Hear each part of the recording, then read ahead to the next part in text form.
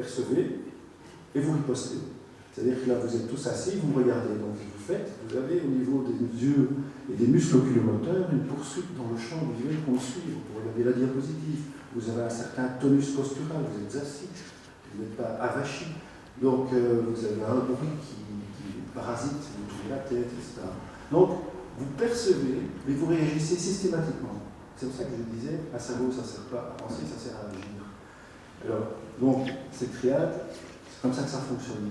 Il y a une moitié du cerveau, on va dire la moitié postérieure, est dévolue à la perception, et la moitié antérieure à l'exécution, aussi à la programmatique d'exécution, avec un cortex préfrontal qui établit des stratégies pour pouvoir produire un certain travail, une certaine action. Donc, 1, 2, 3, c'est comme ça que ça fonctionne. Mais l'intégration, ici, des signaux, fait intervenir quelque chose qu'on appelle aussi la mémoire. C'est-à-dire, vous réagissez, vous ripostez, mais pas de manière inappropriée. Donc, il y a des codes sociaux, il y a une éducation, il y a un apprentissage, il y a une mémoire, tout ça est stocké, et nous sommes comme un grand livre blanc dans lequel on va inscrire, depuis notre naissance, toute une série de codes que nous aurons à respecter et qui nous permettent d'établir un lien social avec l'ensemble des individus qui constituent donc le groupe.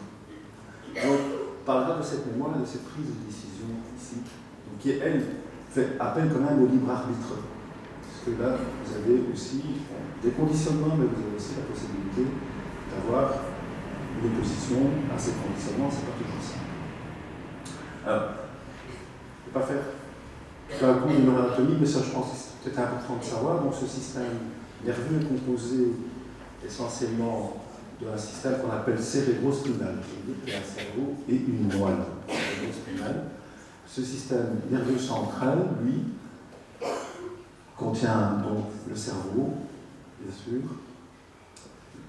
le cervelet, une petite partie située ici dans la fosse postérieure et qui, en fait, contrôle essentiellement votre équilibre, votre posture et également, vous voyez, c'est essentiellement ça, l'équilibre.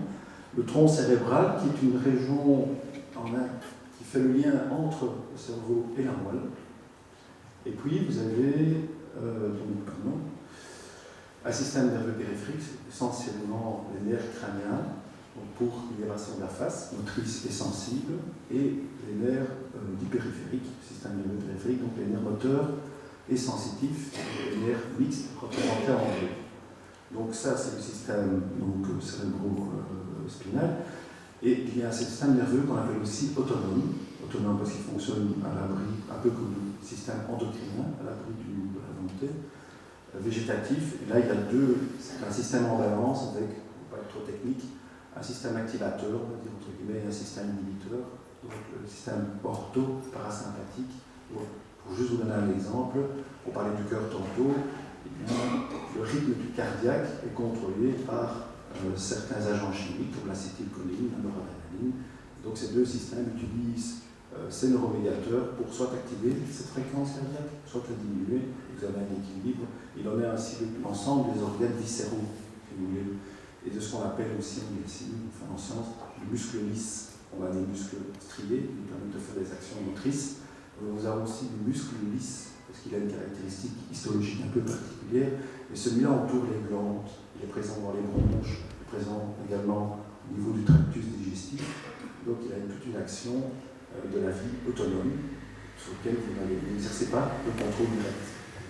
Donc là vous avez une division, donc il n'y a pas que le cerveau, vous pouvez venir, il y a le cerveau, mais en fait il y a les nerfs, il y a le tronc central, il y a la moelle, bien sûr, et puis tous les mécanorécepteurs, toutes les cellules photoréceptrices, par exemple dans la rétine, vous avez des neurones aussi. Donc l'œil, ça peut partie du cerveau, c'est du système nerveux. Voilà. Alors, si on fait des coupes dans le cerveau, on s'aperçoit plusieurs choses. Donc, je vais passer un peu plus vite, il y a ce qu'on appelle des cavités, des ventricules. Et alors, pourquoi je fais une coupe? Parce que je vais vous présenter une tranche. Aux étudiants, ce qu'on leur présente aux travaux pratiques, c'est des cerveaux humains qui ont été prévus en salle d'autopsie avec des gens qui ont fait aller le corps à la faculté. Et donc, ces cerveaux-là sont étudiés avec les étudiants, enfin, CEF en tout cas, pour leur faire comprendre, voir la nature réelle de ce cerveau. Et donc, on pratique des coupes. quand on a une coupe ici, c'est une coupe qui est plus ou moins située à la moitié du cerveau, peut-être un peu plus antérieure, on voit plusieurs choses. On voit donc ces ventricules, et de la substance blanche ici, et là, et ici un ruban de substance grise. Vous voyez là. Ici. Ce ruban de substance grise, c'est ce qu'on appelle le cortex. C'est ce que je disais tantôt, on chiffonne la surface pour en mettre un maximum de neurones dans ce cerveau. Et alors il y a des noyaux. Donc en voici un ici, en voici un autre. Donc ceci c'est le noyau codé, peu importe. Donc il y a différents noyaux. Quand c'est gris, ce sont les corps cellulaires de neurones. On va revenir là-dessus. Quand c'est blanc, c'est plutôt les axones. Les axones sont, on va dire, une espèce de fil conducteur dans lequel l'information, sous forme d'une onde de dépolarisation, une onde électrique, va s'acheminer pour aller connecter d'autres neurones. Ici, nous avons une structure qui est très très importante pour la mémoire, c'est ce qu'on appelle l'hippocampe. Donc cet hippocampe, donc des neurones particuliers, projette leur axone sur d'autres structures dans une boucle très très importante qui doit être intègre pour permettre l'acquisition mnésique. Donc, pour que votre mémoire puisse fonctionner correctement, il faut que cette structure soit parfaitement intégrée. Alors, pourquoi je vous ai montré ceci? Parce que le cortex m'intéresse assez ici, voilà, ce cortex, parce que même si on a l'impression que c'est partout identique, eh bien, ça n'est pas complètement, c'est-à-dire qu'il y a toujours 6 couches de neurones, 6 couches, mais au niveau des différentes parties du cerveau, on ne va pas trouver les mêmes types de neurones. On va trouver des petits et des grands neurones. Qu'est-ce qui fait la différence entre un petit et un grand neurone? C'est qu'un petit neurone envoie un prolongement relativement court. Un gros neurone envoie un prolongement relativement long. Et pourquoi? Le corps cellulaire, on viendra sur le neurone, donc, à partir duquel le prolongement se profile, ce corps cellulaire va servir à la synthèse de l'ensemble des protéines nécessaires à cette cellule neuronale. Et donc, si vous avez un très très long prolongement, il faut savoir que vous avez des neurones avec des axones qui mesurent 1 mètre. Vous avez un neurone dans la moelle, ce qu'on appelle un motoneurone, qui va vers la plaque motrice d'un muscle distal au niveau du pied. L'axone, le fil qui part du corps cellulaire fait 1 mètre. Ok, il n'a qu'une dimension d'un 2 à 3 millièmes de millimètre, 2-3 microns. Mais c'est quand même très très long. Et si on calcule le volume, ça commence à faire beaucoup. Donc il faut assurer cette machinerie synthétique de protéines et d'autres facteurs. Et donc, ces neurones sont gros. Alors, quand on voit un gros neurone, ça veut dire qu'il va loin. Quand on voit un petit neurone, c'est-à-dire qu'il crée des petits circuits locaux. Donc, ces gros neurones, on en voit ici, par exemple, dans le cortex moteur. Et donc, Brodmann, à l'époque, a étudié l'ensemble des cortex, ce qu'on appelle une cytoarchitectonie. Donc, il a regardé quelles étaient les distributions des neurones et il en a déduit des fonctions. Et ça lui a permis de faire, donc ici, juste pour vous l'exemplariser, vous avez ici, donc, les 6 couches de neurones, et ici aussi. Vous voyez que ceci est un tout petit peu moins grand que l'est ceci. Donc là, vous avez un cortex moteur avec des grands motoneurones, et ici, vous avez un cortex avec beaucoup de petits neurones à grains, par exemple, c'est le cortex visuel primaire. Donc ceux-ci sont des cortex qu'on appelle réceptifs, et les autres sont des cortex efférents, qui envoient des informations. Bon, alors, entre les deux, il y a des cortex semi-efférents, semi-réceptifs, donc pour établir des connectiques. Parce que je vous ai indiqué tantôt que ce qui comptait bien, c'est la connexion entre les différents modules corticaux. Donc on peut s'en apercevoir quand on regarde ainsi cette cartographie du cortex humain. Et pourquoi je vous le montre? Parce que c'est vraiment la manière dont ça fonctionne. Cette cartographie vous est représentée ici par des chiffres. Donc vous avez des zones bleues, et vous avez des zones rouges, et roses, et blanches. Alors les zones bleues correspondent aux afférences sensibles. Alors ce qui se passe, c'est que vous avez des cortex primaires d'intégration, comme le cortex visuel, ici la zone 17, ici tout à l'arrière du cerveau, avec schématiquement plusieurs neurones. Ces neurones transmettent des informations sur les sous-modalités de la vision, donc la forme, la couleur, l'orientation des droites, le mouvement aussi. Et ces informations sont traitées par différents cortex hiérarchiques de plus en plus complexes qui vont à la fois analyser chacune des sous-modalités, mais aussi finir par les intégrer. Et on va finir par avoir une espèce de pyramide où on va avoir un seul neurone, ici au-dessus, qui est capable de reconnaître par exemple un visage. Alors, ce n'est pas le neurone qui reconnaît le visage, mais c'est le neurone qui a le pattern de distribution des neurones à recruter pour vous permettre de vous remémorer un visage. Donc, si vous pensez à Barack Obama, vous fermez les yeux, vous voyez sa tête, et bien pour faire ça, vous avez quelques petites assemblées courtes de neurones qui sait très très bien où aller, parce qu'il y a eu une voie, on a pisté une voie, on a marqué un circuit qui va pouvoir être retrouvé et réassembler, si vous voulez, cette image dans sa complexité.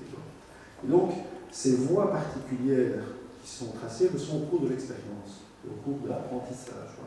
Et donc, où se trouve finalement la clé? Qu'est-ce qui permet la mémoire? C'est pas un endroit. Enfin, si je vous disais que l'hippocampe, vous en avez besoin pour pouvoir faire fonctionner votre mémoire. Et c'est vrai que quand il y a des lésions, vous avez des troubles mnésiques. Mais il n'y a pas un endroit particulier de la mémoire. Elle est dispatchée dans l'ensemble des circuits.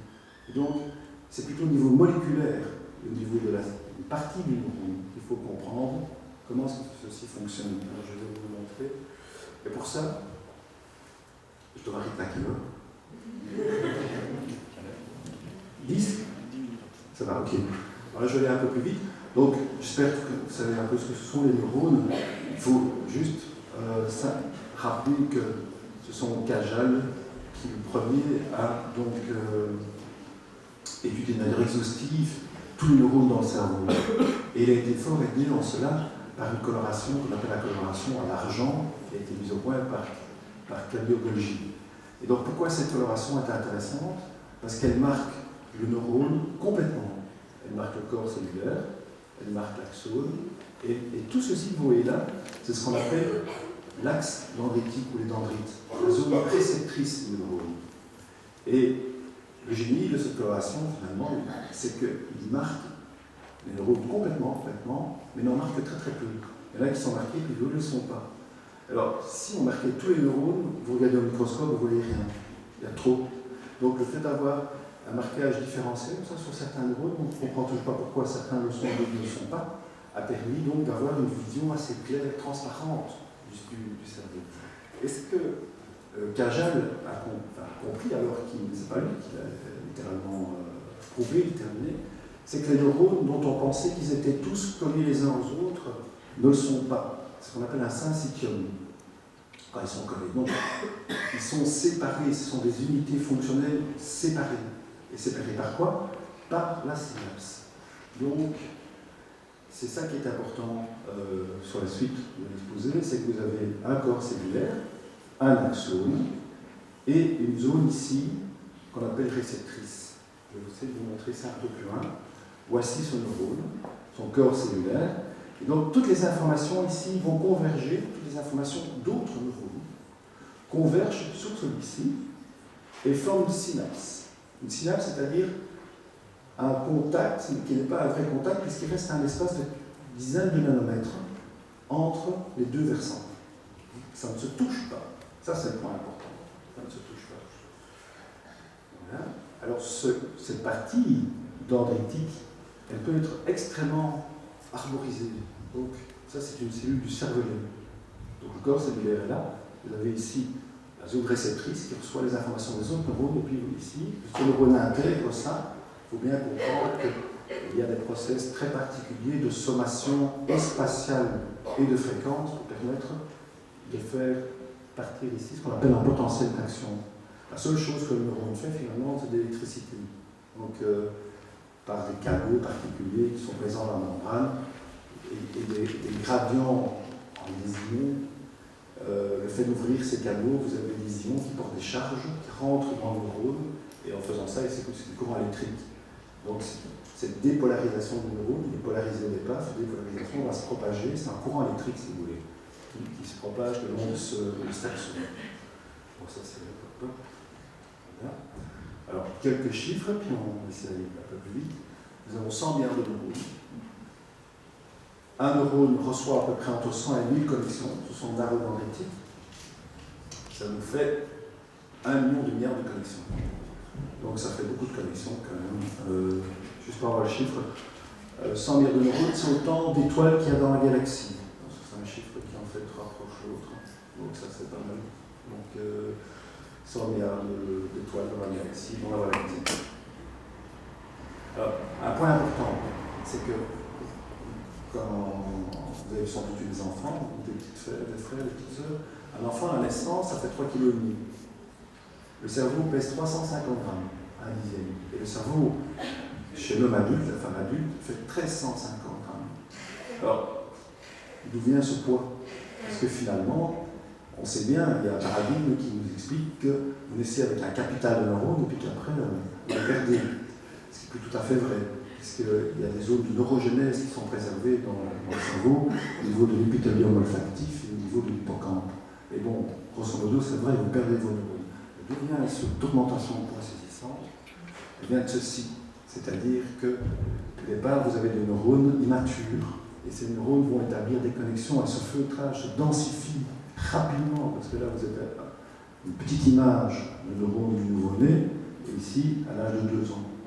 Et donc, il y a bien sûr une augmentation de la myélinisation, donc il y a les oligodendrocytes, la microglie, les astrocytes, il n'y a pas que des neurones dans un cerveau, il y a 5 fois plus de cellules dont on ne parle pas ici, on appelle l'astrocyte.